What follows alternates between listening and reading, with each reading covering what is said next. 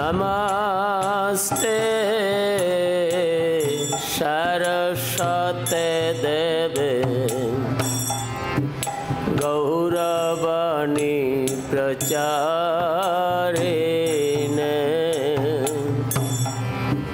निर्विशेष शून्यवादी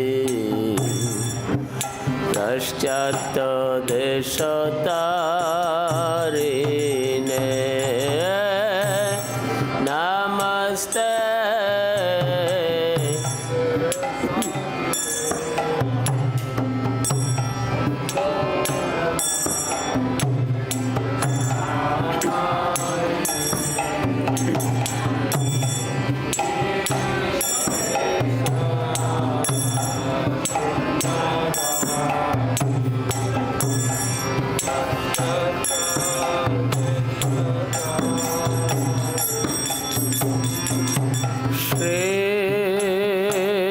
Krishna Chaitanya Prabhu Nityananda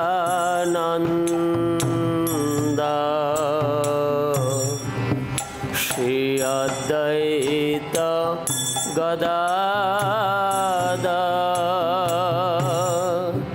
Shrivasadi Gaur Bhakta Vrinda Jaya Shri Krishna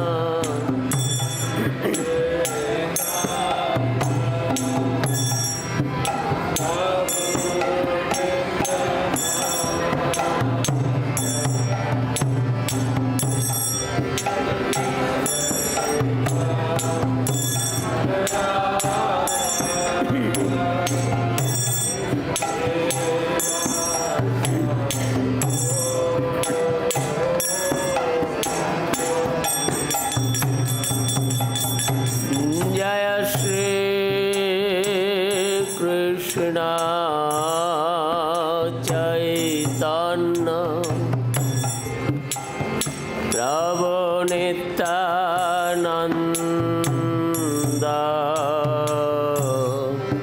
Shri Advaita Gadadhar Shrivasadi Gaur Bhakta Vrinda Jaya Shri Krishna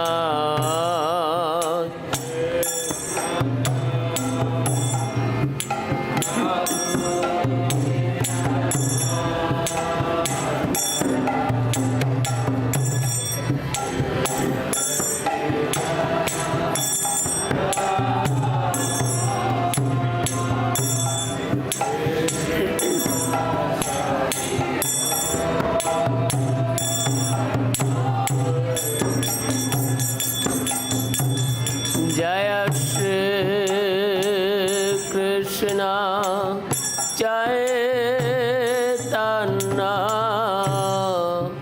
Prabhu Nityananda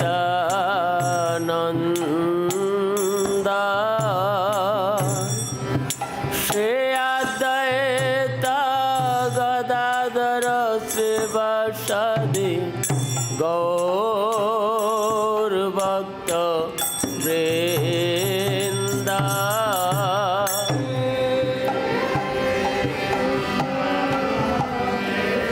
Chaitanya Prabhu Nityananda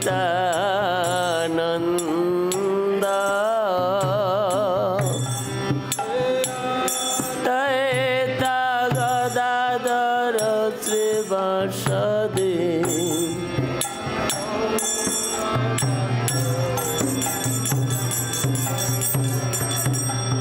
Hare Krishna Krishna Krishna Hare Hare Hare Rama Rama Rama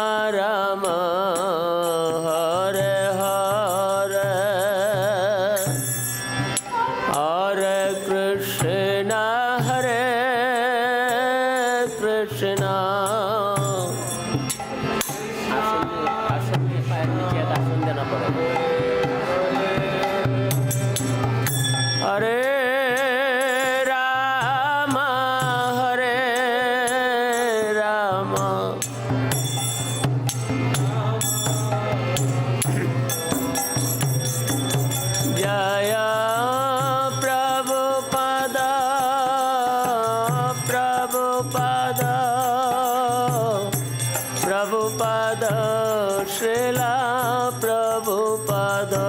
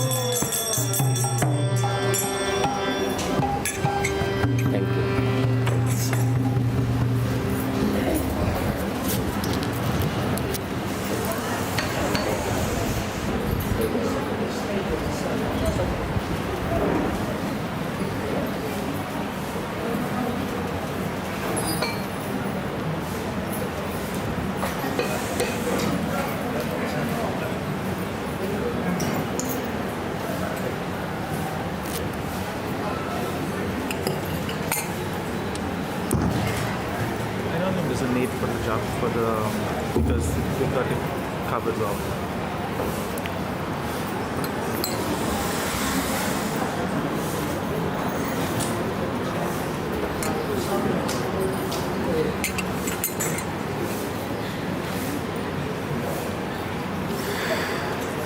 Hare Krishna, my dear devotees. Welcome to today's gathering. I will begin by singing the Mangalacharna prayers and leading a short kirtan, and then I will read from my next book about traveling with Srila Prabhupada in India before Juhu.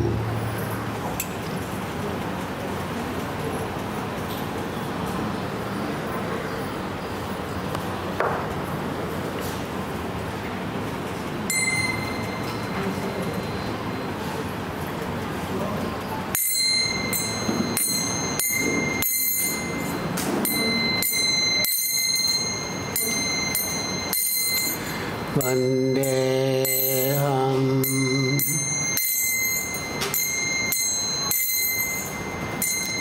Shri Guru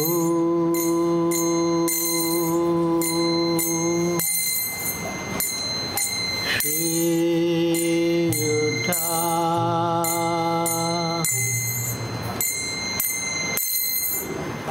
Padakamalam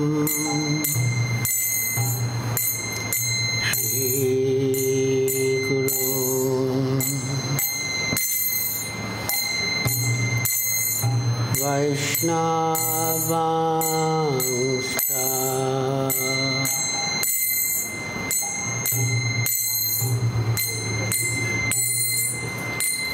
Shri Rupam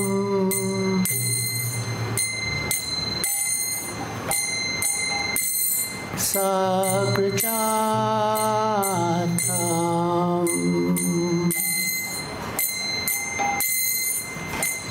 Sahagana Raghunatham Vitam Stam Sajivam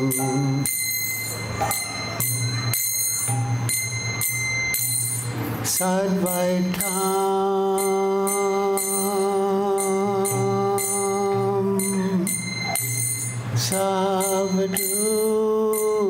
Savadutam Parijana Sahitam Krishna Chaitanya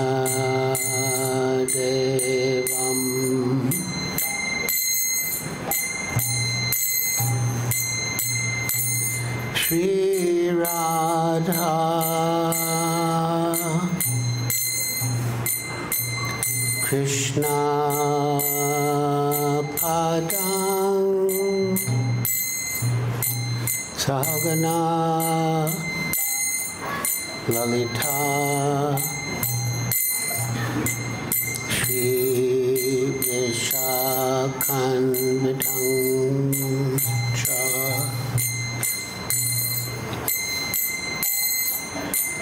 Namah Vishnu Padaya Krishna Prestaya Bhutale Srimate Bhakti Vedanta Swami Iti Namine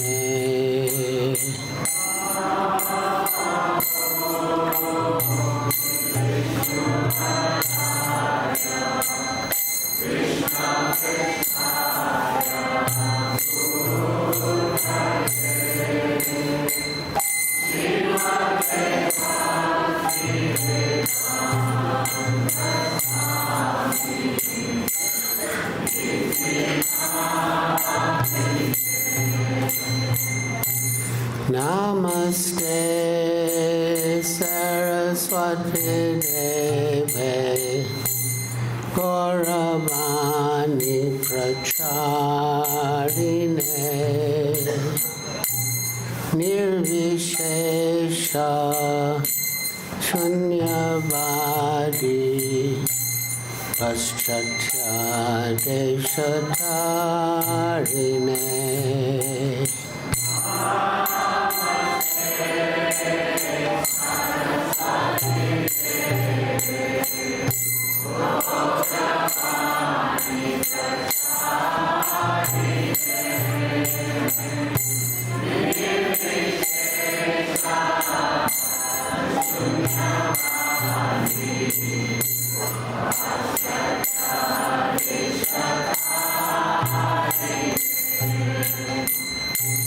Sri Krishna Chaitanya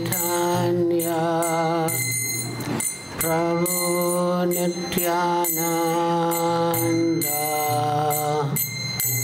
Shri Advaita Gadadhar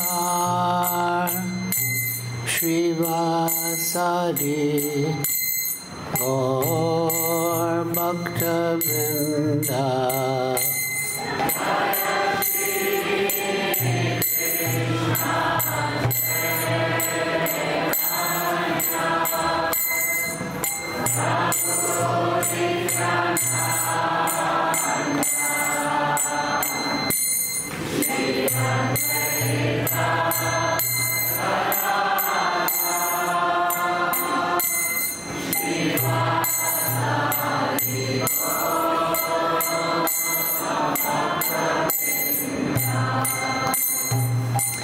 Sri Krishna Chaitanya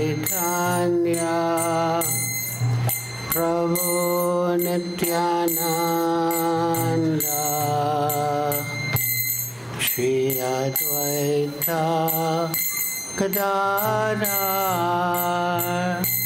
Shri Vasadi Gaur Bhakta Vrinda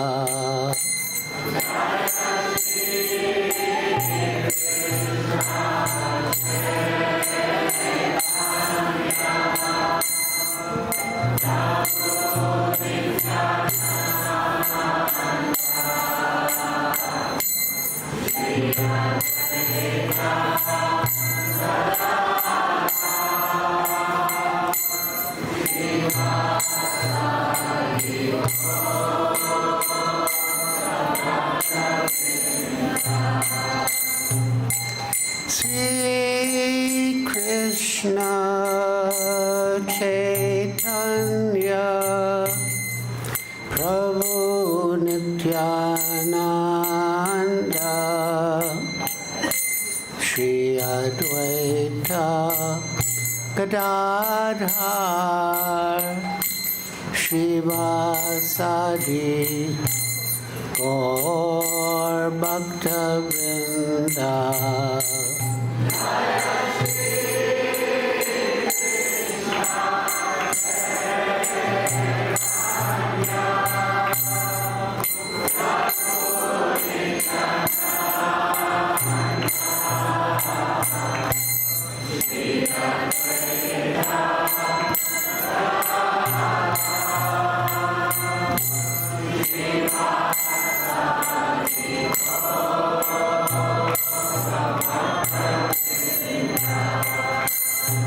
Hare Krishna,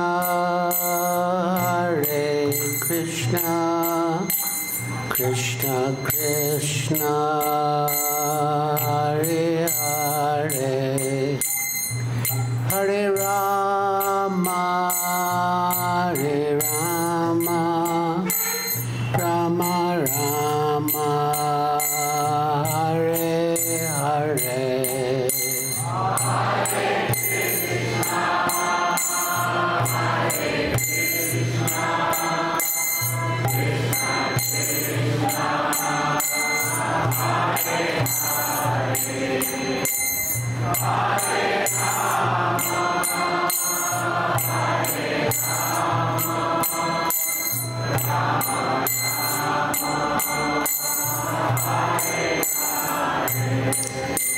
Hare Krishna, Krishna Krishna, Hare Hare, Hare Rama, Rama Rama, Hare Hare.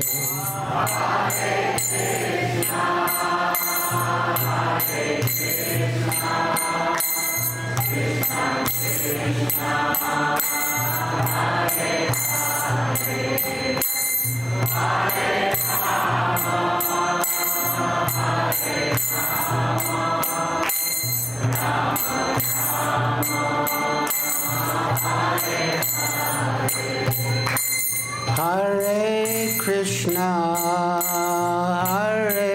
Krishna, Krishna Krishna, Hare Hare, Hare Rama, Rama Rama, Hare Hare.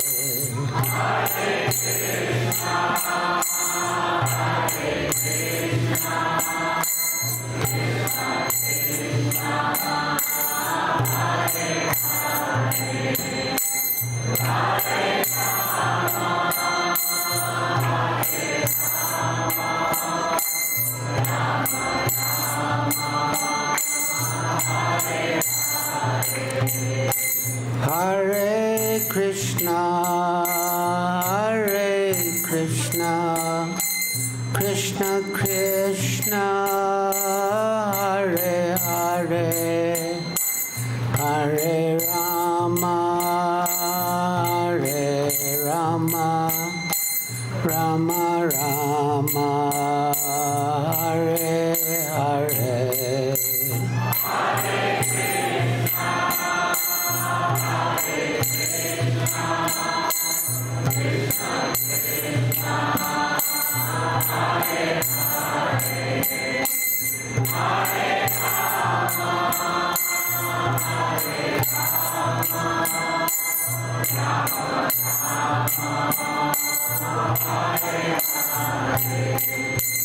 Jaya Prabhupada, Jaya Prabhupada, Prabhupada, Jaya Prabhupada.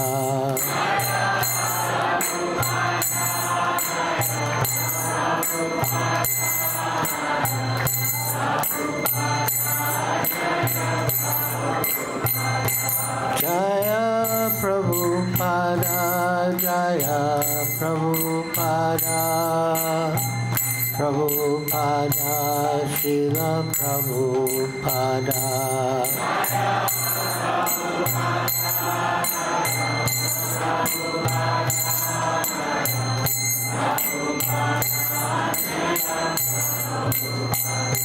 Jaya Gurudeva, Jaya Gurudeva, Gurudeva, Jaya Gurudeva.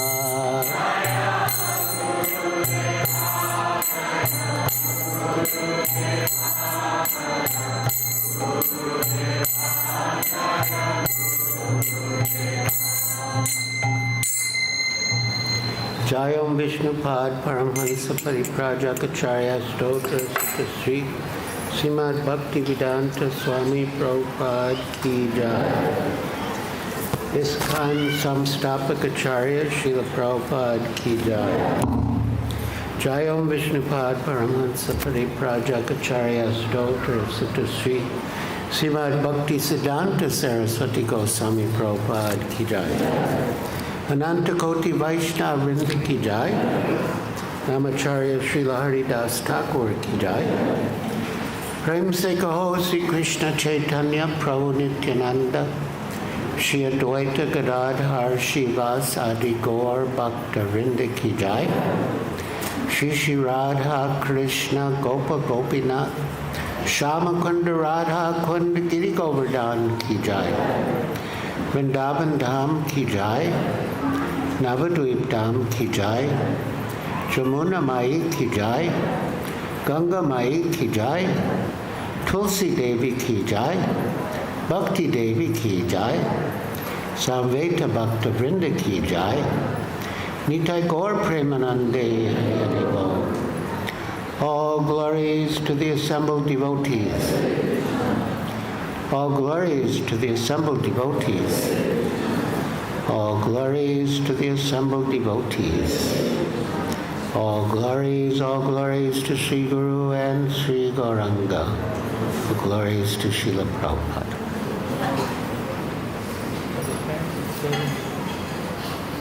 No? That's a Jayaveta story. Oh.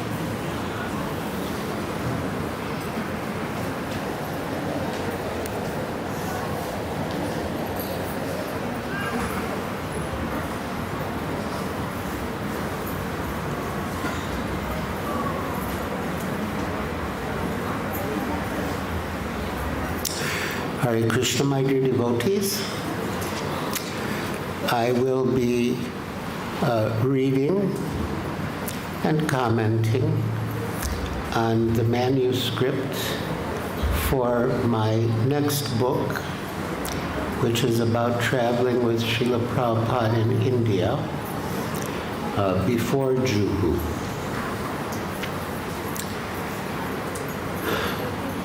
I'll begin with the prologue. In my youth, I aspired to attain perfect happiness. But I soon realized that such happiness could not be achieved materially, only spiritually. And reading spiritual books, I came to understand that to achieve spiritual perfection, I needed a guru. I also read that I didn't even have to choose my guru. He was already there. All I had to do was find him. So whenever I heard about a guru anywhere, even 1,000 miles away, I would go meet him. After a year of searching and being disappointed with maybe a dozen so-called gurus, in April of 1969, I finally met my perfect, eternal spiritual master, His Divine Grace A.C. Bhaktivedanta Swami Prabhupada, the founder Acharya of the International Society for Krishna Consciousness. So, the evening that I first saw Srila Prabhupada, I had invited some friends to my apartment, which was off campus, just near the Brandeis University campus. And the plan was that after dinner, I was already vegetarian, we would go to see a movie at Harvard Square. But on campus, I had seen a poster, lecture, Bhagavad Gita as it is, A.C. Bhaktivedanta Swami. And something inside of me was impelling me to go to that lecture. So I told my friends, and they sort of raised a hue and a cry that we were going to the movies. I said, we can still go. We can go to a later show, and before that, we can go to the lecture. And one friend in particular, a lady friend, was very upset. And she said, why can't you be normal like other people? Why do you always have to be searching after these swamis and gurus? And I was, sort of an obliging person. I didn't want to upset anyone. And I tried to go along with their idea, but again, something inside of me was impelling me that I had to go. So, yeah, she raised her voice and said what she said, and then I said, okay, this will be the last one I ever go to. Which was indeed the case. So we went to the university campus, and because of our argument, we arrived late, and Srila Prabhupada was on the stage, and Satsvarupa was leading kirtan, and the auditorium, Schwartz Auditorium, which was the auditorium of the psychology department, and I happened to be a psychology major, it was reverberating off the bare brick walls. And one by one, students from the audience were climbing up on the stage and joining the devotees in chanting and dancing. And I also felt like doing that, but I considered that would be too much for my friends. So I just stood up in place and swayed back and forth. Then afterwards, Satsvarupa announced that if anyone was driving to Boston or Cambridge, they should meet the devotees in the foyer, in the lobby, because the devotees needed a lift. And at that time, they didn't own any motor vehicles. And I had a red Rambler station wagon that my father had gifted me as a high school graduation present. So I went out to the foyer, and the first devotee I met was Bharadraj Prabhu, who was very high on Krishna consciousness, and he immediately started talking about Krishna and Arjuna, and Krishna showing Arjuna the universal form, and then his four-armed form as Narayan, and then eventually his original form of Krishna. And, for the sake of time, I won't go into all the other so-called gurus that I met along the way, but their students were all pretty mundane and morose. But here, Bharadwaj was just so enthusiastic and effervescent. So, I said I have a vehicle, and I'm going to Harvard Square so I can take the devotees. So they piled in, and in the front seat was a devotee named Janava. And, I had been going to these different gurus and swamis and reading different books. So I started to ask her about some of them. And one was Yogananda, because I'd read his book, Autobiography of a Yogi. And she said, "Oh, Yogananda, he's just a shopkeeper. Whatever you want, he has in stock. You want Krishna, he has Krishna. You want Shiva, he has Shiva. You want Durga, he has Durga." And if you ever visit his ashram in California, you will see that he has a memorial for Mahatma Gandhi as a worker for world peace. Gandhi was not a worker for world peace. He wanted to drive the British out of India. He doesn't even know who Mahatma Gandhi is.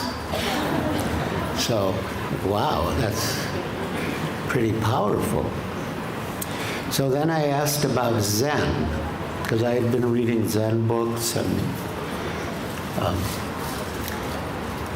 so she gave an explanation of Zen that was better than any explanation I had heard within the tradition, and her explanation went beyond it. And she said it's like we're watching images on a movie screen.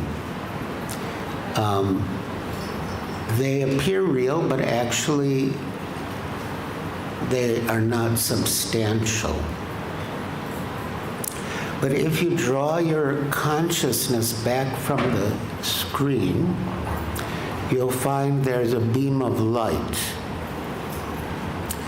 And if you follow the beam of light back, it comes to a point, which I took to be the void. And then she said, but beyond that point, there's a light bulb, and behind the light bulb, there's a projector, and behind the projector, there's a person running the projector. And I thought, wow, this is like the best explanation I've ever heard. And it goes way beyond anything in Zen. So eventually we came to Harvard Square, and I let the devotees out, and I realized I didn't know how to reach them. So I just got out of the car, and the first devotee I caught up to was Petit Pavan Das. And he was also amazing, and he was saying, see all these people? They don't know who they are or where they're going. They're just like sleepwalkers. I mean, everything that all the devotees said was so profound. So I was listening to him, and then suddenly I heard the sound of the honking of horns, and I realized that all the traffic at Harvard Square was backed up because I had left the car at the roundabout. So I said, quick, give me the address of the temple. I want to come. So I got the address, and then I went the next night. And Srila Prabhupada's program was that he would speak Monday, Wednesday, and Friday evening at the temple, and Tuesday and Thursday, usually at some university, he would speak outside. And Saturday also he would speak outside. And then Sunday would be the Sunday love feast. So I got to the temple, and Srila Prabhupada was speaking. I couldn't understand everything, partly because of his thick Bengali accent, and partly because I was just unfamiliar with the philosophy. But I did hear him say that out of many thousands of men, one will seek perfection. And I thought, that's me. He's talking about me. So then after the talk, he called for questions. And I asked the question that was burning within me. And I said, there are so many swamis and gurus, and each recommends a different method of realization. And each says that his is best. So how do I know which is actually best? And Srila Prabhupada replied so intelligently. He asked me, what is your goal? Do you want to serve God, or do you want to become God? Now, I was asking, what is the best means? But to determine the best means, we have to establish what is the end, what is the goal for which we're adopting the means. Then he said, if you want to become God, that means you're not God now.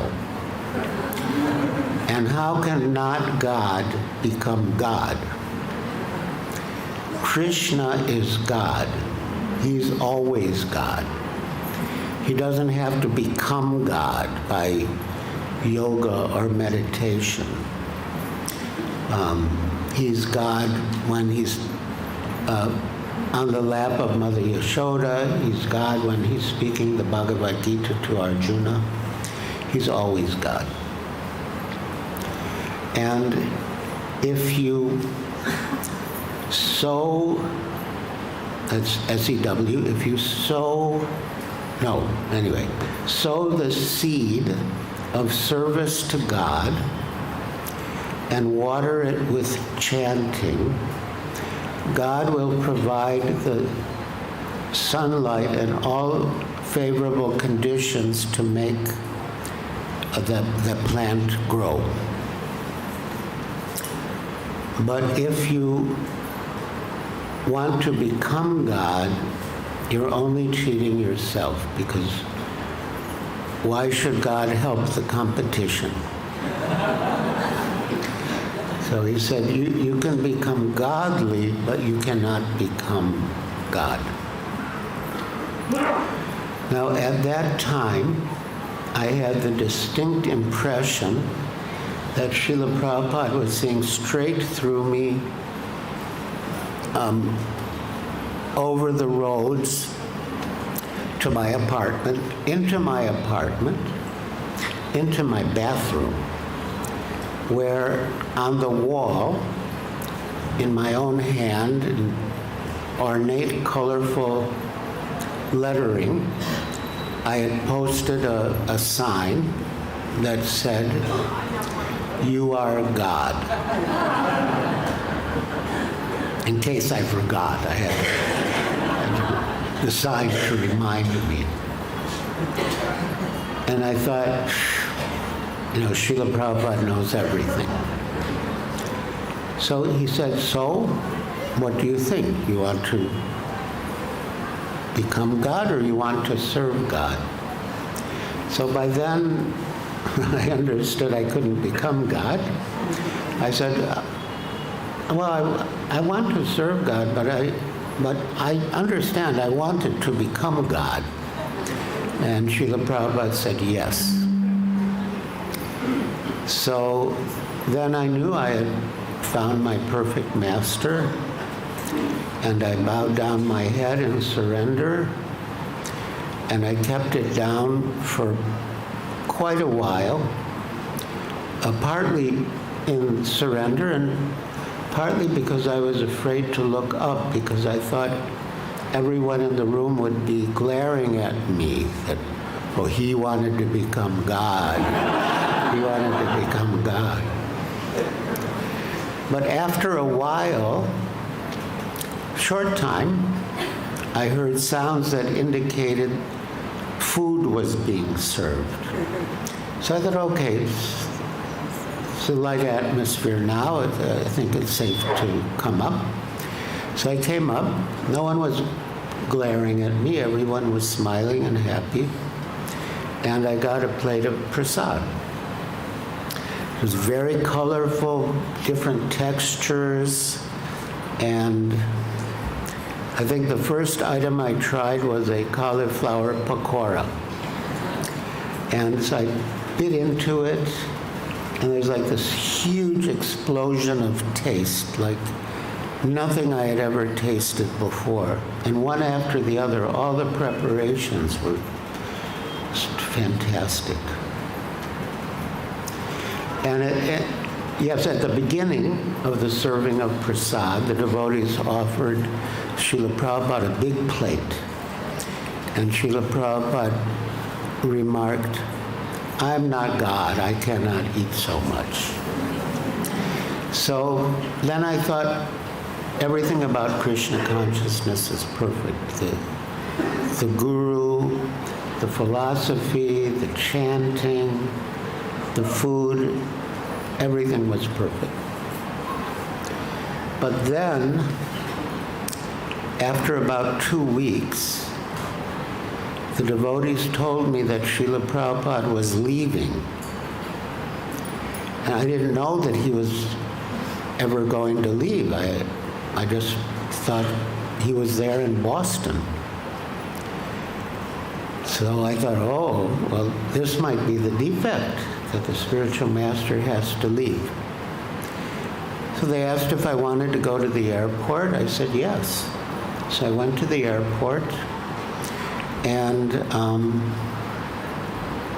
some of the devotees were crying, and I asked Arundhati about it, and she said that, Srila Prabhupada said on the absolute platform, meeting and separation are the same.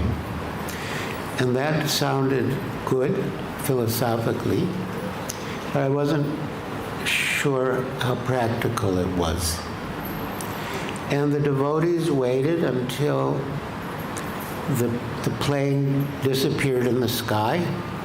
Srila Prabhupada had told them that they should, watch the airplane until it disappeared in the sky, just like the gopis watched Krishna's chariot when it was leaving Vrindavan for Mathura until it disappeared in the distance. So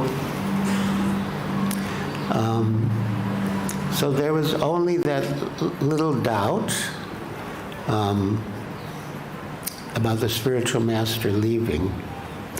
But then one day, not long thereafter, we were doing Harinam Sankirtan in front of the Copley Square train station, subway station.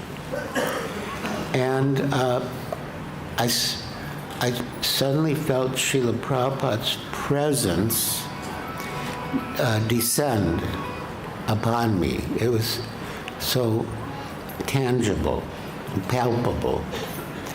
And then I thought, yes, everything about Krishna consciousness is perfect.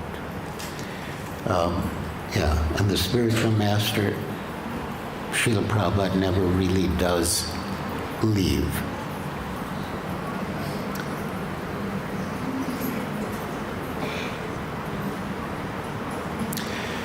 So, yes.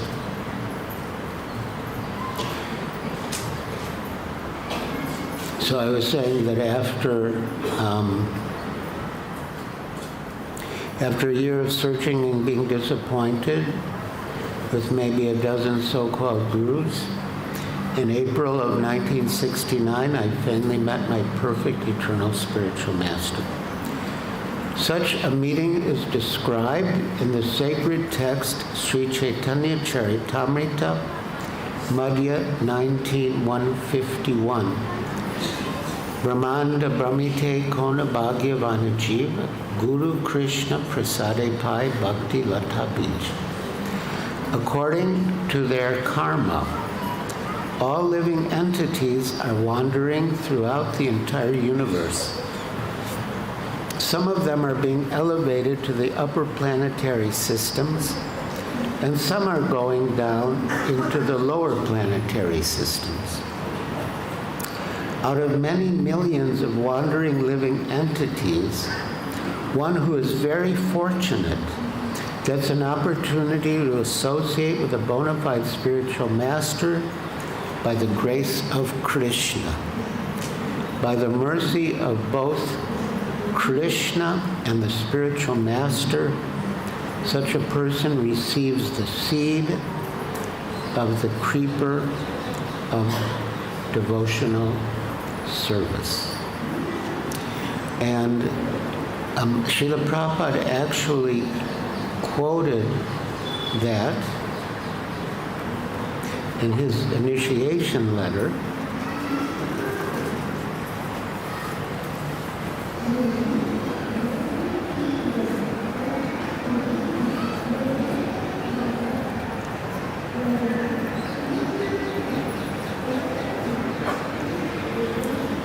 This is dated Los Angeles, July 5th, 1969. My dear Giriraj, please exhale, on which Krishna used to tend his cows. In Vrindavan, Govardhan Hill is worshipped as a representation of Krishna. Sometimes devotees take stone from Govardhan Hill and keep it at home as a representation of Krishna, and they worship in this way. Now, my family name is Titan. My original name was Glenn Titan. And there is a famous range of mountains called the Teton Mountains. And we were the only Tetons that we knew of. And I was quite proud of my mountain name. And when Srila Prabhupada gave me the name of another mountain, I thought, how perfect.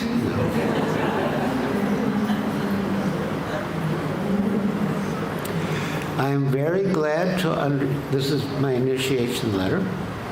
I am very glad to understand that you have relished at least some of the transcendental bliss of Krishna consciousness. It is a great fortune for you. Living entities, and here's where he's paraphrasing what I just read, Brahmanda Brahmite Kona Bhagavana Jiva. It is a great fortune for you. Living entities are roaming within the universes in different species of life and in different planetary systems, enjoying or suffering the reactions of pious or impious activities. But they have no information how to get out of this entanglement of repetition of birth and death. Due to the darkness of ignorance, most living entities have no idea about the values of life. Therefore, one who understands the importance of Krishna consciousness must be a very fortunate soul. So I marked it in your person when I was in Boston, and I prayed to Krishna that this good soul may be aware of the importance of Krishna consciousness. I take this as very significant that Srila Prabhupada prayed to Krishna for me. I mean, you know, the prayer of a pure devotee is powerful, and I attribute my good fortune to Srila Prabhupada's prayer. With my blessings, I'm sending herewith your beads, duly chanted upon by me. You should avoid the 10 offenses as far as possible and follow the 4 regulative principles as Satsvarupa will instruct you. I know your good godbrother, Satsvarupa, will always help you in this connection.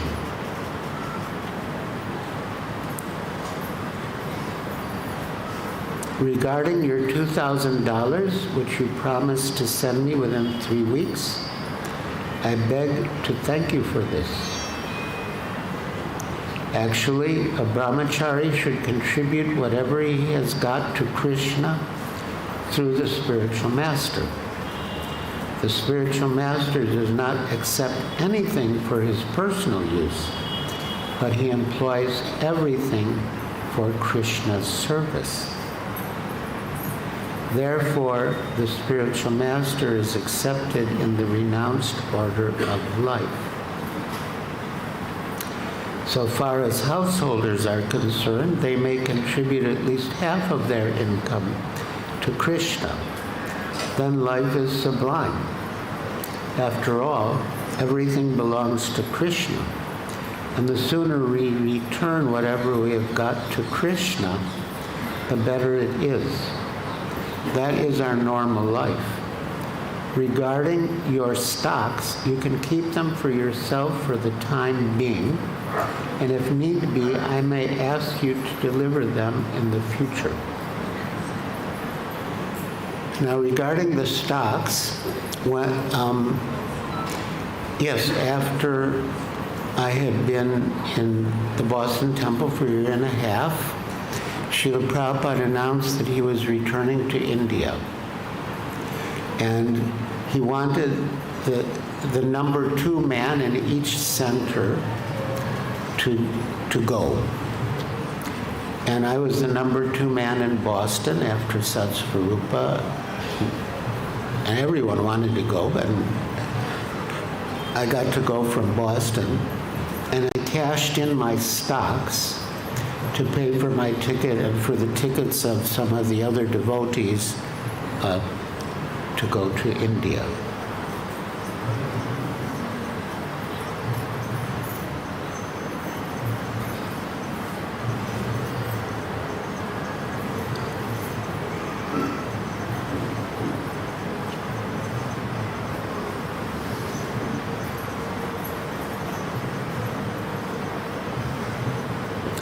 So I surrendered to Srila Prabhupada the very first time I met him. I'm reading from the manuscript again, in Boston. And 2 months later, he initiated me as his disciple. Over the next year, I accepted more and more responsibility in the Boston Temple, serving as treasurer, temple commander, and Sankirtan leader. At one stage, I felt impelled to find a facility for the temple larger than the small storefront we had at 95 Glenville Avenue in Alston. And eventually we purchased a property at 40 North Beacon Street in Brighton that was big enough for a large temple room with small Radha Krishna deities and big Jagannath deities on the altar, and also for ISKCON Press, which was moved there from a rented location in New York. When told of my part in the move, insisting that we relocate, finding the property, and enlisting my father's legal expertise to close the deal, Srila Prabhupada commented, Giriraj is auspicious. So now, chapter 1, on to India, August to October 1970. In August 1970, Srila Prabhupada announced that he was going to India. When he was asked why, when his Guru Maharaj had ordered him to preach in the West, he replied, I have already done that, spread Krishna consciousness in Europe and America. Now I want to revive the spiritual culture of India.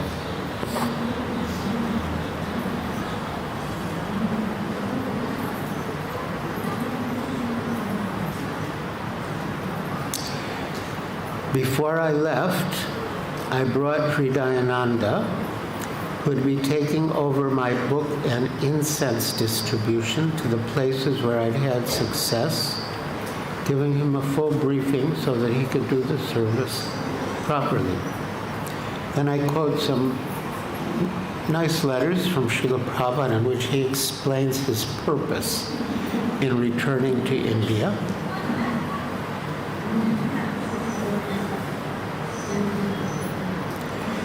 And part of his plan was to establish a Vedic city and magnificent temple in Mayapur, the birthplace of Lord Chaitanya, as had been predicted by Lord Nityananda, envisioned by Srila Bhaktivinoda Thakur, and desired by Srila Prabhupada's spiritual master, Srila Bhaktisiddhanta Saraswati Thakur.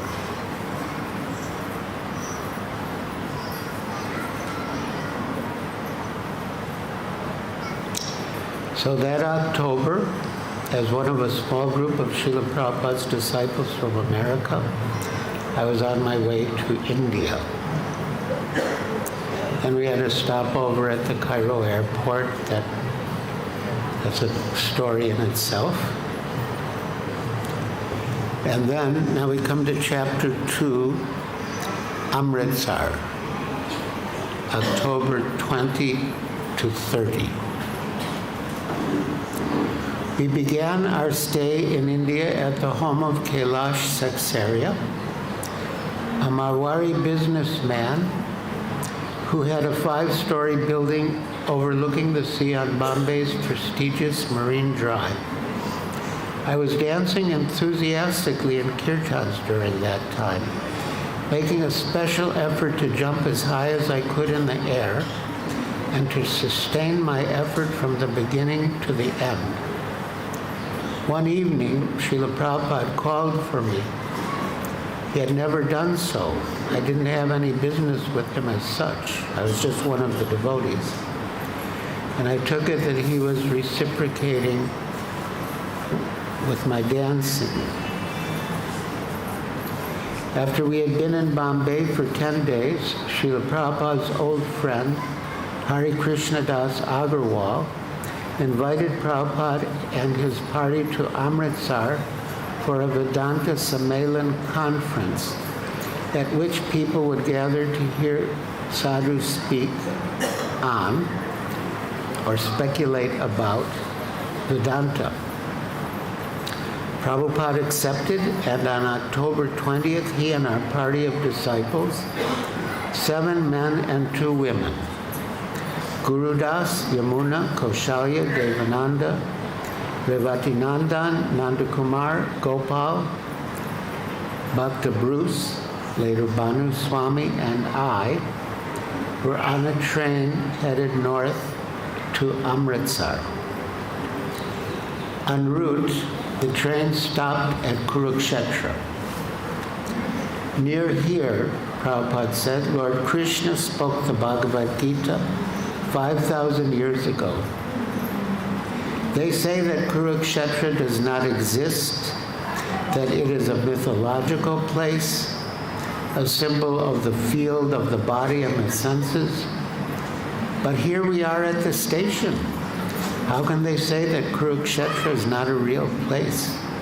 Here it is before us. And it has been a historical place for a long, long time.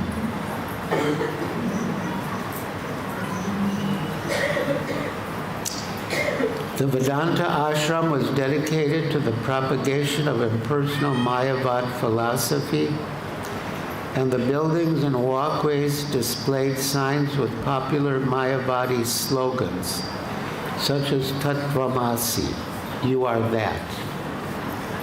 When a devotee asked Srila Prabhupada about it all, Prabhupada explained that the ashram residents were impersonalists, that their idea of Vedanta was impersonal. They know that I disagree with them, he said, but still they have invited me because they want to see the white elephants, meaning his disciples, dance.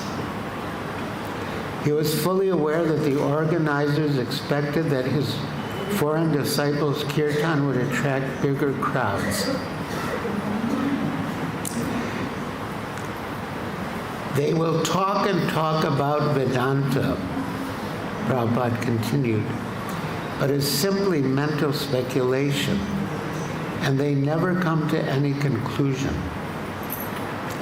One of the devotees removed the food offering from Prabhupada's deity's altar and put the plate in front of him. They will go on speculating for many lifetimes, and he popped a maha sweet in his mouth. But we will realize God simply by eating.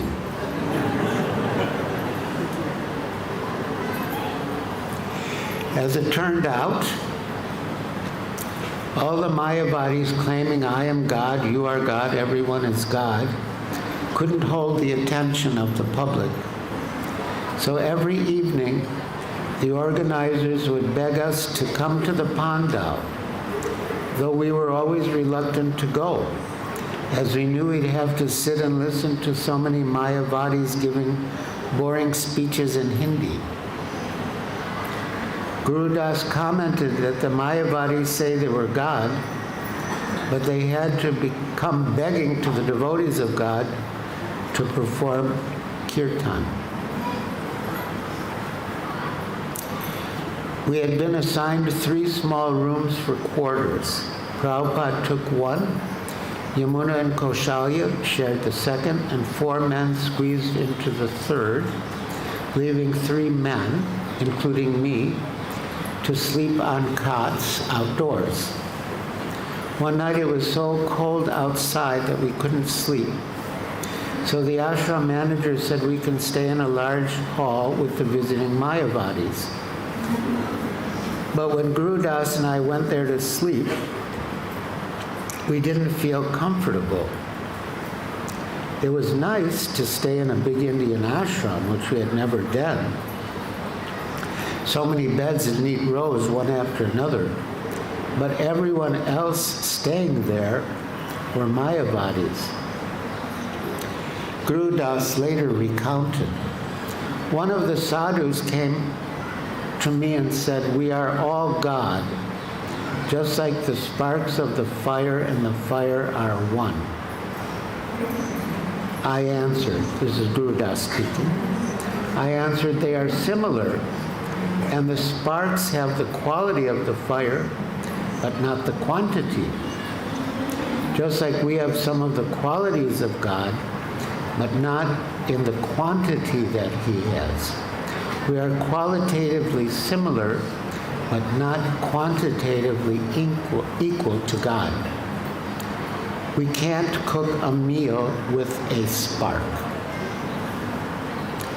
The sadhu wouldn't give up, and he pressed his point. He took a thread from his blanket and said, "See, this thread is the same as the blanket." Krishna from within inspired me. I took away his blanket and gave him the thread.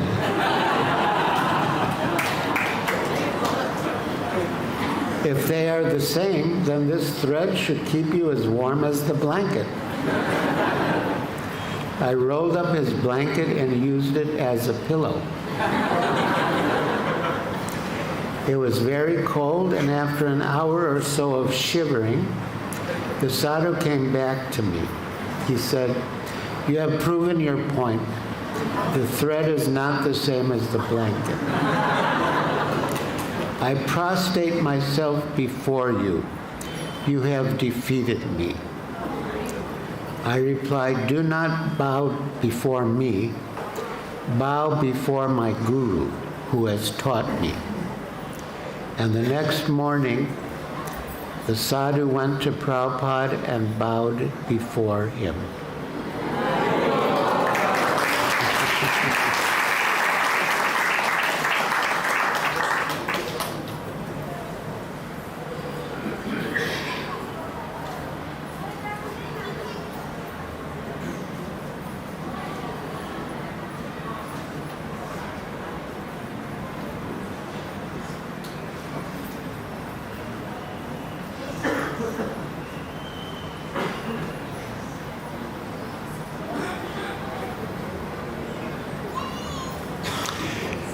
Many people extended invitations for Srila Prabhupada to visit their homes and factories and temples, and he accepted more than we thought possible.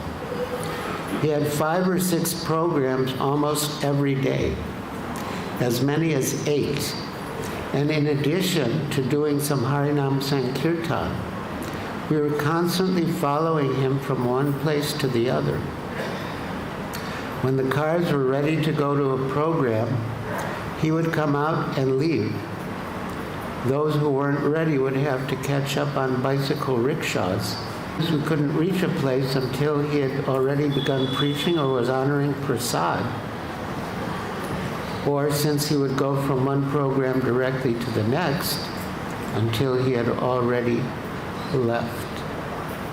At the end of one day, having spoken at 7 programs, from 7 in the morning until 11 at night, Prabhupada returned to the ashram by car, with the rest of us following on rickshaws.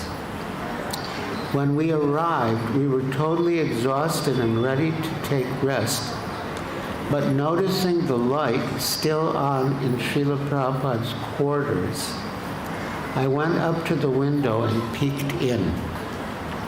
And there was Prabhupada, sitting back on his asana, listening to the tape of the talk on Krishna that he had just given. He never tired of speaking or hearing about Krishna or of glorifying him. The only problem was that none of the rest of us were able to keep up with Prabhupada's pace. We didn't have time to wash our clothes, hardly any even to sleep. We were becoming more and more exhausted, and our physical and mental condition was deteriorating. Most of us were barely a third Prabhupada's age, but we just couldn't keep up.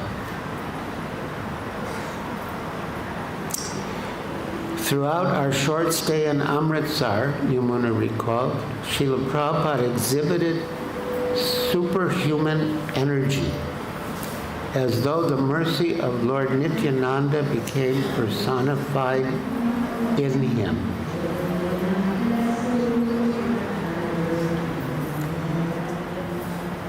Anyway, then Finally, on behalf of all of us, Guru Das appealed to Prabhupada to limit the programs to 2 a day.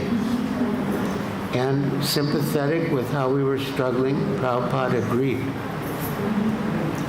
But he was receiving so many invitations and was so merciful to the people who approached him and so eager to preach the glories of the Lord that even after agreeing to the limit, he started accepting more again. And before long, the norm went back to 4 or 5 a day.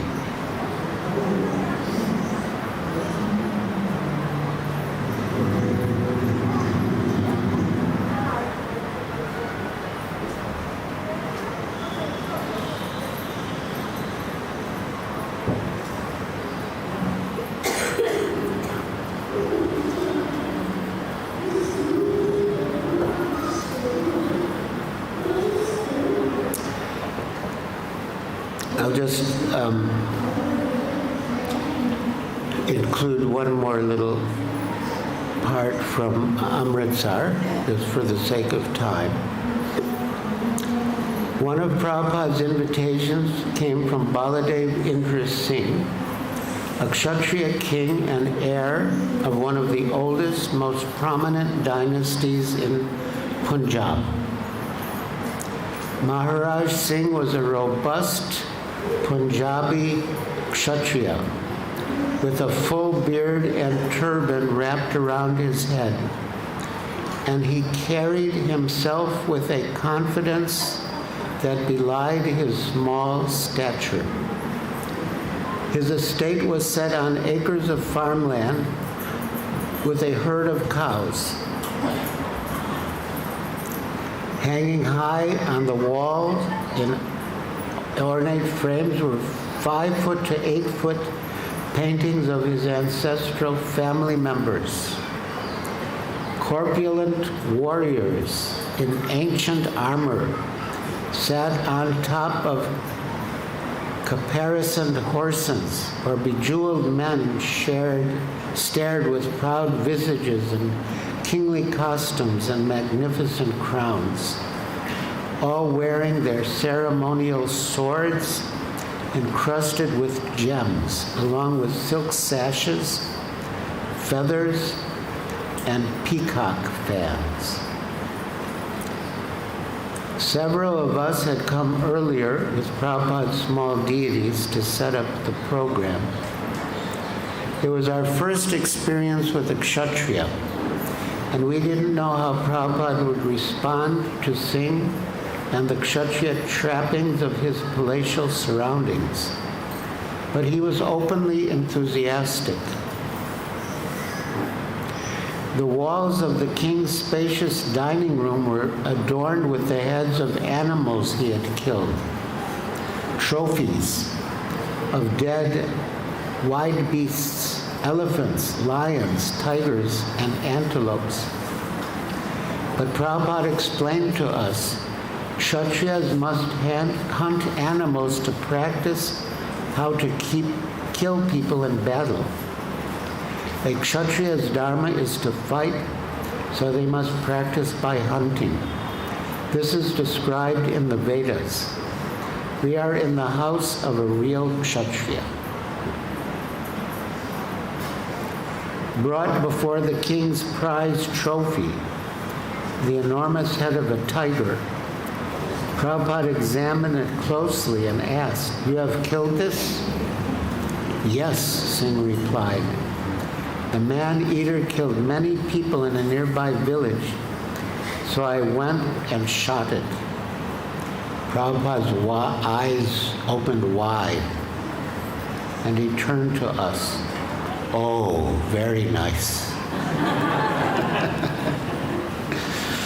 When Singh brought in a big plate of bhoga and asked Prabhupada to make an offering, Prabhupada sang Bhaktivinoda Thakur's Bhoga Arati song, Bhaja Bhakta Vatsala Sri Gaurahari. He rarely sang bhajans or led kirtan, and the rest of us were merged in an ocean of bliss. I had a clear perception that Krishna was in fact with Prabhupada, as his divine grace offered his heart along with the food. Sitting on the floor with Prabhupada above him in a chair, Mr. Singh confided that there was something troubling him. An astrologer had told him that in a previous lifetime he had fought in the battle of Kurukshetra, but on the side against Krishna, and he was very worried about it. Prabhupada assured him that this was not possible. Quote, everyone who was killed in the battle of Kurukshetra was liberated. If you had actually been there, you would not still be in the material world. Singh couldn't quite grasp the point, as wasn't sure whether to feel relieved or disappointed. But Prabhupada said, that's all right, don't worry. Now you're a devotee of Krishna, everything is all right. And when Singh's son came in, Prabhupada opened his eyes wide and, relating to the king's Kshatriya spirit, said, oh, he looks just like Maharaj Parikshit. And when it was time to honor the rich, spicy Punjabi feast, the rest of us were a bit hesitant. But as Prabhupada calmly began to eat, we relaxed and joined him. Our host was completely charmed. He said that when he had extended his invitation, he had been a little dubious about us. But after speaking to Srila Prabhupada for a few minutes, all of his doubts and suspicions had been removed. As was often the case, I was amazed and impressed by how perfectly Prabhupada could understand people's moods and reciprocate with them perfectly. When he asked Maharaj Singh to become a life member, Singh agreed without hesitation. The first and only life member he made in Amritsar.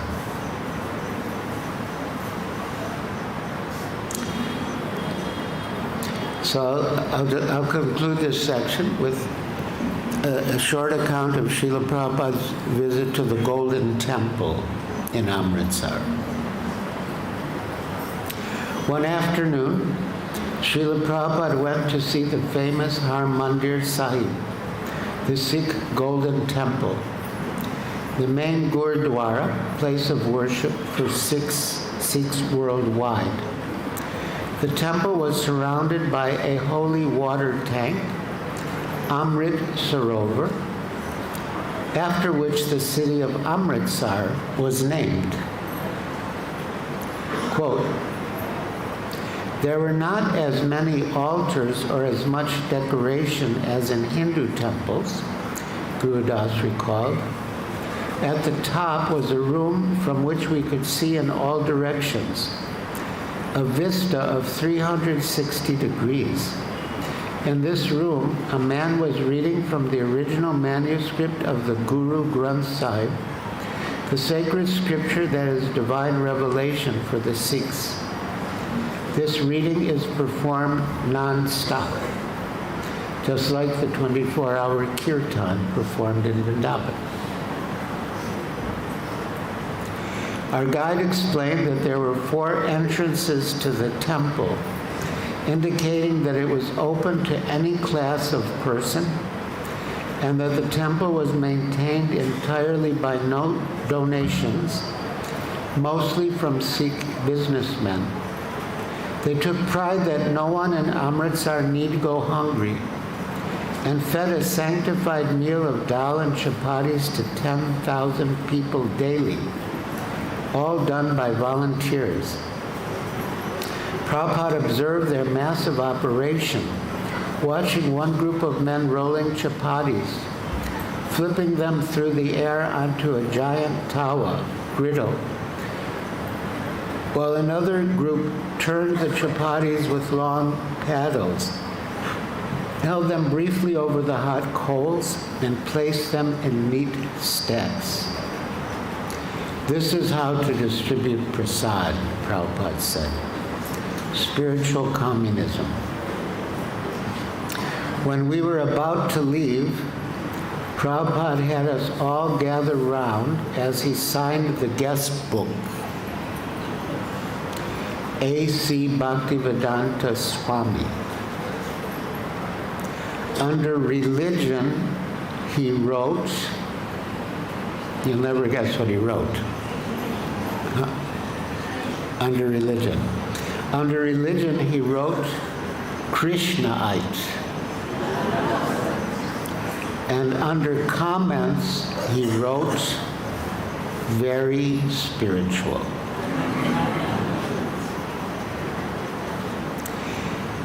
So I think we'll end for now. For the sake of time, it was wonderful to have this opportunity to remember Srila Prabhupada and his mercy and our association with him. Yes, Maharaj, you want to say something?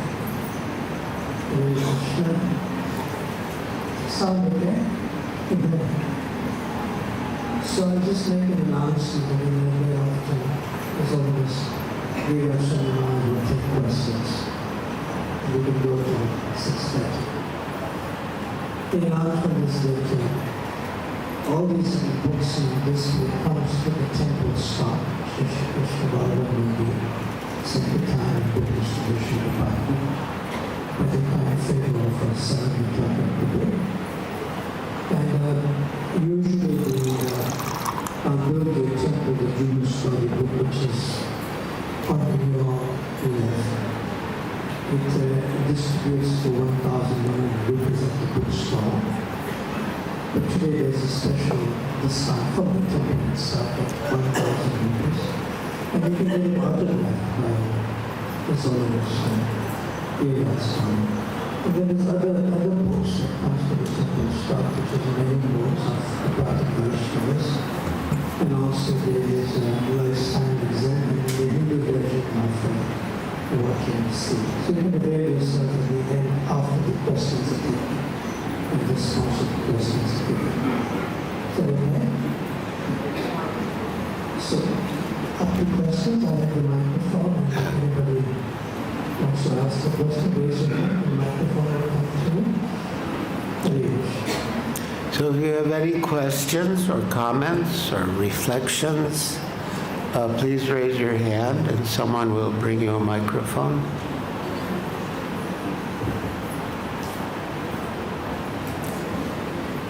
Hare Krishna Maharaj, thank you so much for the talk. These are some real instances. One question I had was, it seems that we're to get inspiration for all of our spiritual activities, hearing and chanting, from carrying out the order of the spiritual master, serving them with faith and determination. But how are we to get inspiration to carry out the order of the spiritual master? Is it a synergistic, from hearing and chanting, and comes around those some specific? I couldn't hear it exactly. Could you repeat it? Maybe speak more slowly. Sure. Because from what I understand, we get inspiration to hear and chant, we get taste for hearing and chanting by carrying out the order of the spiritual master. But how do we get inspiration for carrying out the order of the spiritual master? Yes. When we were with Srila Prabhupada in Calcutta, he was keeping us so busy that I didn't have time to read. I mean, I was barely able to chant my rounds, but I didn't have time to read, and I was feeling guilty about it. But I didn't say anything to Srila Prabhupada, but one day I was in his room with him, and as if he could read my mind, he quoted Srimad Bhagavatam, Canto 1, Chapter 2, Text 17. Nasta prayeshu abhadreshu nityam bhagavata sevaya. That by regular attendance in classes on Srimad Bhagavatam, or by rendering service to the pure devotee, all that is inauspicious in the heart is practically destroyed. And loving service to the Transcendental Lord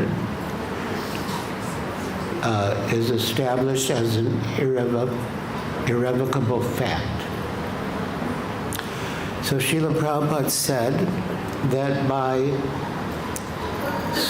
by serving the person Bhagavat, or by reading the book Bhagavat, one gets the same result. And even if you don't have time to read the book Bhagavat, by serving the person Bhagavat, all the truths of the book Bhagavat will be revealed to you, even if you never read the book. Of course, we're meant to read the books, but that was a time when we were so busy serving the person Bhagavat, we didn't have time to read the book Bhagavat.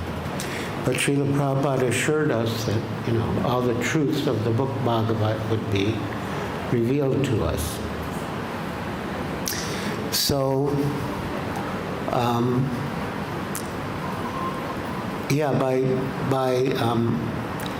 there's all these verses in the second chapter of the first canto are really instructive. And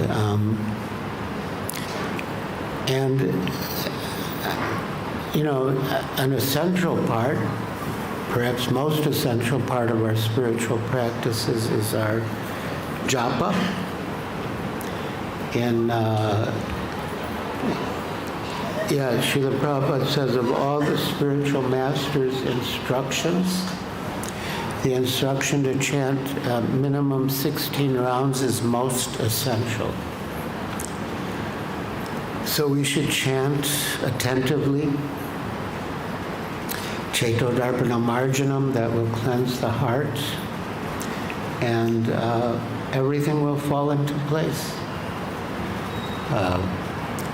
Attraction for chanting and hearing, and rendering service to the spiritual master and devotees. So chant.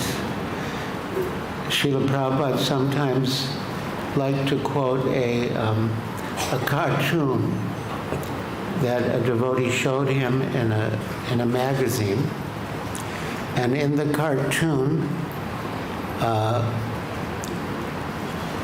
an old man and his wife are sitting together, and the wife is saying, chant, chant, chant. And the husband is saying, can't, can't, can't. And so Srila Prabhupada said, with the same effort that it took to say can't, he could have chanted.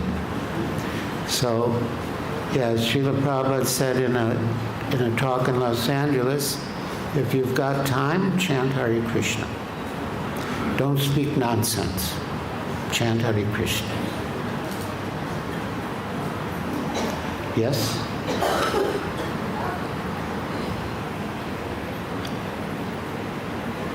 H.H.Giriraj.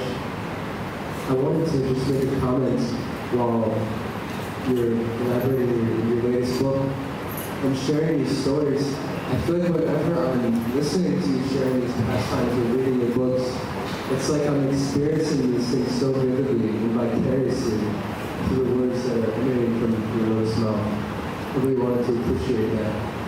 And it reminded me of this pastime with Mahaprabhu's daughter, when Srila Prabhupada had Krishna, a little statue of Krishna. Yes, yes. And She said, Prabhupada is Krishna, Prabhupada is Krishna. And gave me this reflection that Prabhupada is Krishna and you have Srila Prabhupada. So I really wanted to appreciate that and how lovely that this was. Thank you. Yeah, that's in this book. Yeah, it covers 13 places. First is Amritsar, then Delhi,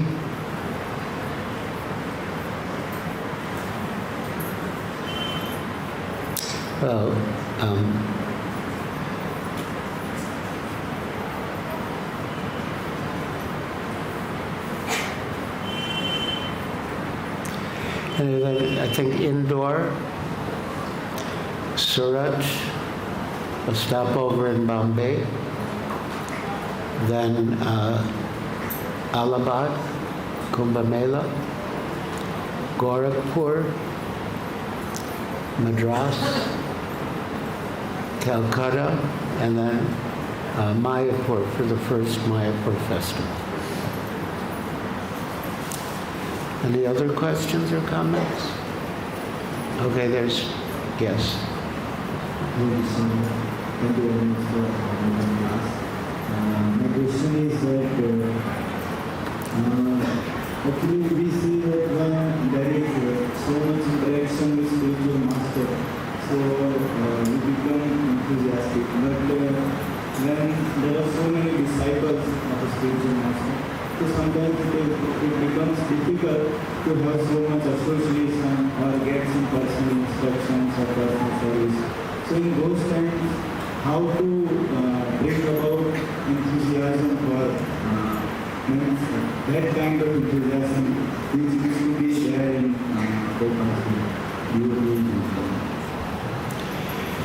So you're saying that I was fortunate to have a lot of personal association with Srila Prabhupada, but not all disciples have so much personal association with the spiritual masters, and so they may not get so many personal instructions. That's true. I mean, Krishna arranges for us to get what we need. I never really went out of my way as such to get Srila Prabhupada's association. I just tried to do my service nicely. And again, chanting is very important because Satsvarupa asked Srila Prabhupada that, now you're here, so if we have any questions, we can ask you. But what about later when you're not here? How will we get our answers? And Srila Prabhupada replied, the holy name of Krishna and Krishna himself are the same. Do you realize this fact? And on other occasions also when Srila Prabhupada was asked how we would get answers in his absence, he gave the same answer, basically, by offenseless chanting. Yeah. And there's someone at the window.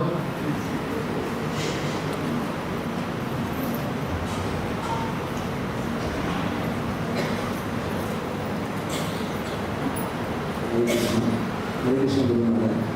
Please accept my humble obeisance in your university.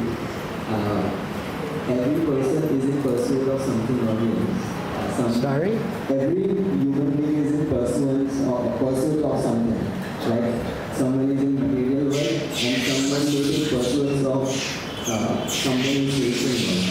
For example, if a devotee is serving in a Krishna consciousness, so if he is not, for example, a devotee is not included into some service, or he may invite some sort of like confusion, or he may invite something that may take away his peace.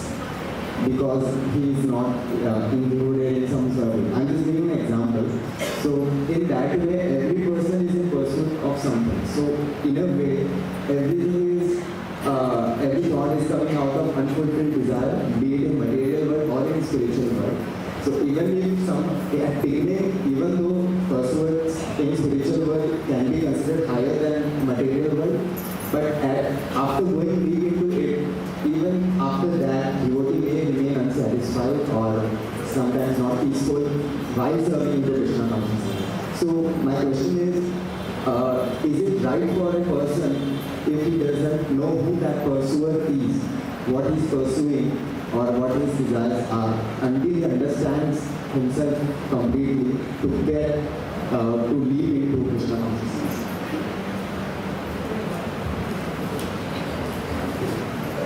Can you summarize that? No, I mean, I'm not understanding his mind. There's something in his mind that he wants sort of settle. Whether somebody is pursuing something materially, spiritual, but I think they're also confused, right? That's okay. I'm going to take that. now what? Anyway, in that sense, if he wants to know, if somebody's making attempts to change the spiritually, If somebody, is making attempts spiritually or materially, yeah. so how can one come to the conclusion that he's taking shelter of Krishna consciousness? That's how I understood it. Referring to the other person. You're saying someone is making attempts materially or spiritually, and how can we come to the conclusion if it's... We come to the ultimate Krishna consciousness. He says that he agrees with what I'm summarizing. Yeah, but somehow the audio, I'm not... Yeah. So, somebody's pursuing something, either materially or spiritually. Yes. And how can we come to the conclusion Then it must ultimately come to Krishna consciousness. that he will ultimately come Yeah, to... both activities, material and spiritual, must ultimately end in Krishna consciousness. That's how I understood and he agrees with me. They'll ultimately end in Krishna consciousness. Yes. Well, we hope so.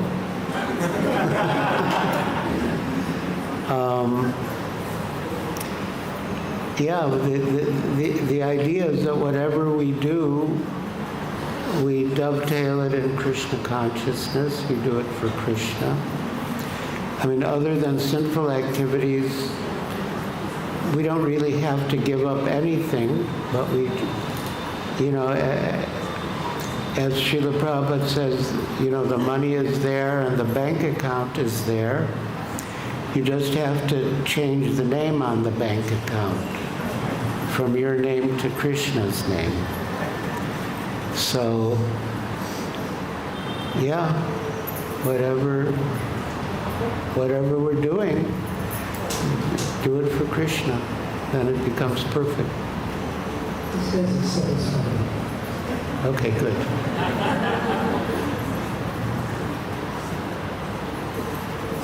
Any question?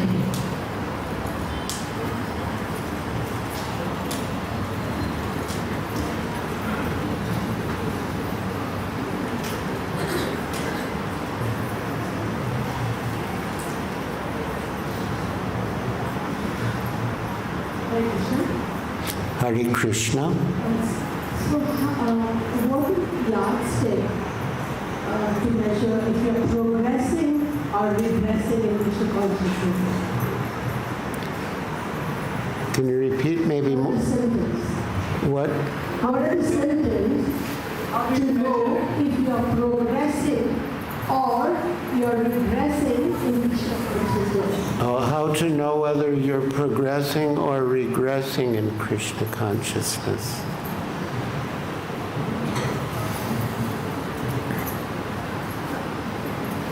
What do you think you're doing?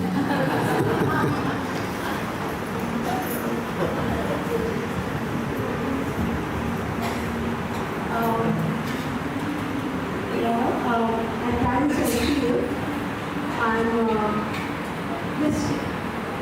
I'm not progressing, not regressing. I'm just there. Sometimes you feel the enthusiasm, and sometimes you don't.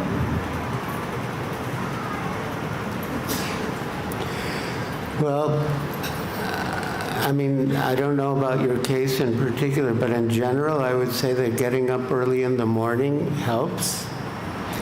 Chanting, and if you can, go to Mangalarti, attend the morning program, and then you will progress and you won't regress. And the other thing, Srila Prabhupada said, 90% of Krishna consciousness is association. So if you associate with advanced devotees, then you'll progress. Yeah.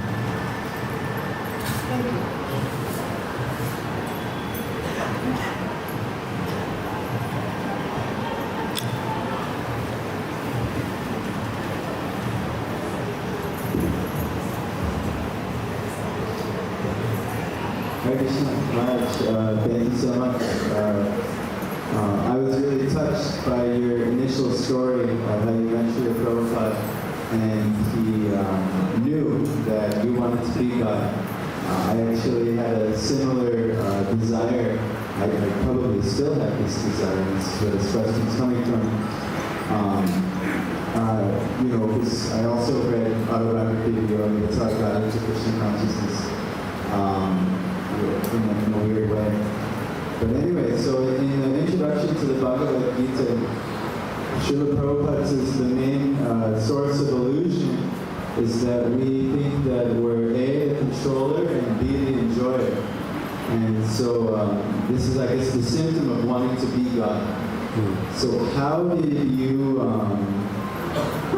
you curb this desire to want to be the enjoyer, and what have you learned in maybe your 50 plus years of serving Srila Prabhupada and his mission on how to, not be the enjoyer, or try to be the enjoyer?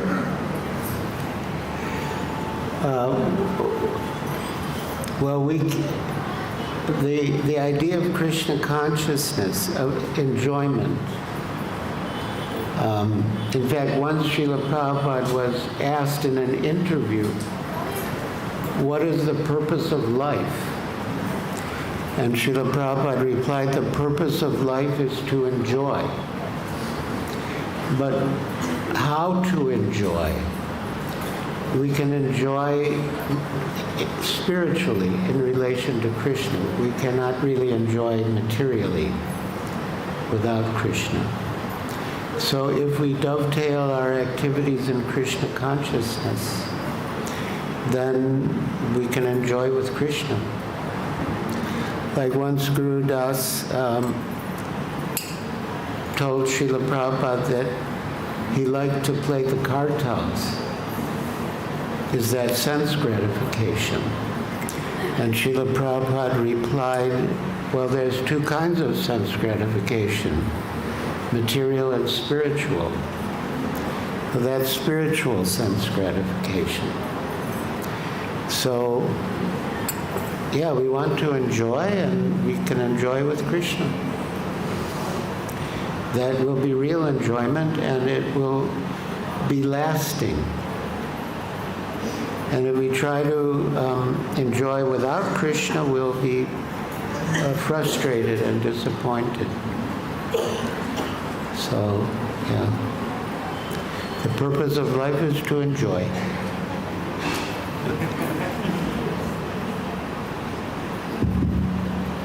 I have an answer as well as a question.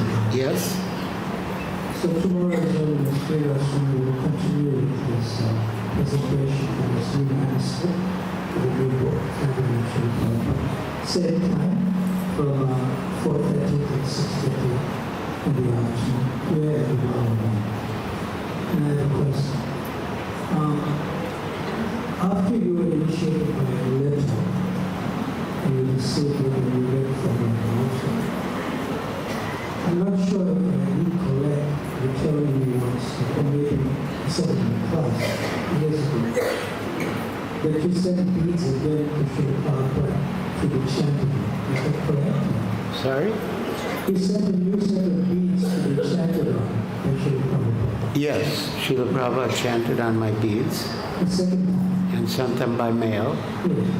But then Srila Prabhupada did something about the beads and the connection or something like Yeah. that. What was that? Yeah, so once I was at Logan International Airport in Boston, and I had to use the bathroom. And I hung my beads on I guess a door handle or something outside the bathroom. And when I came out, the beads were missing. They were gone. So I wrote Srila Prabhupada, and I asked him to chant on another set of beads for me, which he did.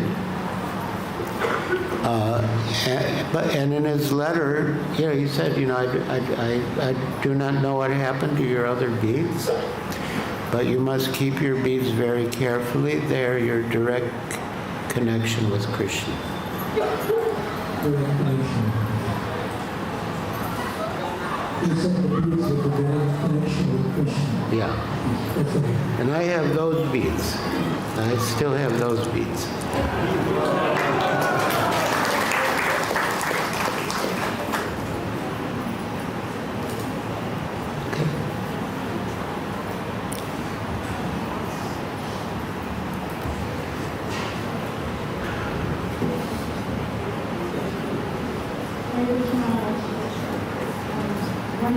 When you're trying to find your spiritual master, what to look for in a guru, because there are so many nice spiritual masters in this town. How to select your one? Well, you hear them, and you see whose message inspires you. And if you have a chance to interact, you can ask questions and see how their answers strike you. And I always suggest devotees pray to Srila Prabhupada to guide them as to which servant of his he wants them to approach for shelter. Yeah.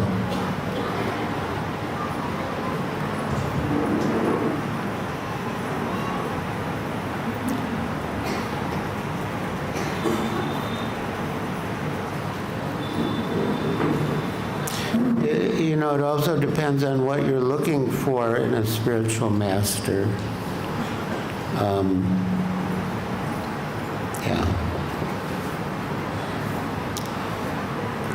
How much personal interaction you want, there are many variables. But I think just pray to Srila Prabhupada to guide you.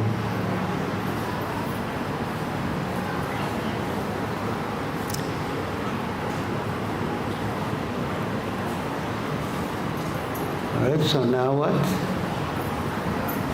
Oh.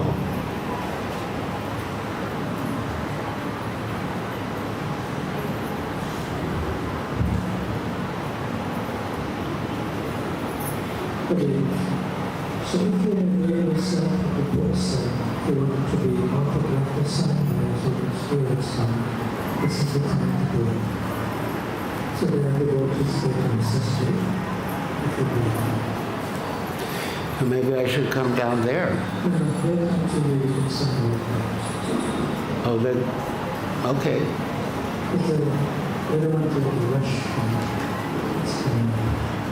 So the books are available for you. And there's the temple by Shri Sama. Go ahead. So while there is happening, you can have some prayer time. So we can chant. I usually sit at the book table. Yeah. Srila Prabhupada ki jai.